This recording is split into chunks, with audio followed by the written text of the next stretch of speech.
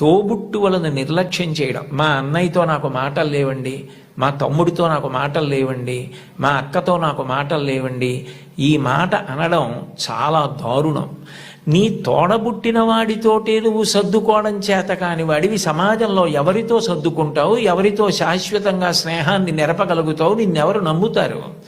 ఎంతమంది వచ్చినా నీ తోబుట్టువులు నీ ఇంటికి రాకపోతే ఏమిటో ఆయన ఊరందరికీ చెప్తారు కానండి, వాళ్ళ తమ్ముడే వాళ్ళ ఇంటికి రాడు, వాళ్ళ అన్నయ్యే వాళ్ళ ఇంటికి రాడు అంటారు. విలితి ప్రసంగం అవుతుంది. తోబుట్టువులతో సఖ్యత ఎప్పుడూ పాటించాలి. ఘర్షణ అన్నది ఉంటుంది. ఒక్కొక్కటి మనకిష్టమైంది తమ్ముడికి ఇష్టం లేకపోవచ్చు. ఏది ఇష్టం లేదో దాన్ని పరిహరించండి. ప్రేమగా ఉండడం, ప్రేమ పంచడం, అందరితో కలిసిమెలిసి ఉండడం బాగా నేర్చుకోండి. కుటుంబంలో మీరు ఏది నేర్చుకున్నారో అదే ముందుకొచ్చి పెద్దదవుతుంది సమాజంలో. కుటుంబంలో పెద్దవాళ్ళు తల్లిదండ్రులు ఉంటారు, సమానులు ఉంటారు, కింద చెల్లెళ్ళు ఉంటారు, తమ్ముళ్ళు ఉంటారు. మీరు దాన్ని పెంచితే, ఆ గది గోడలు పెంచితే అదే సమాజం.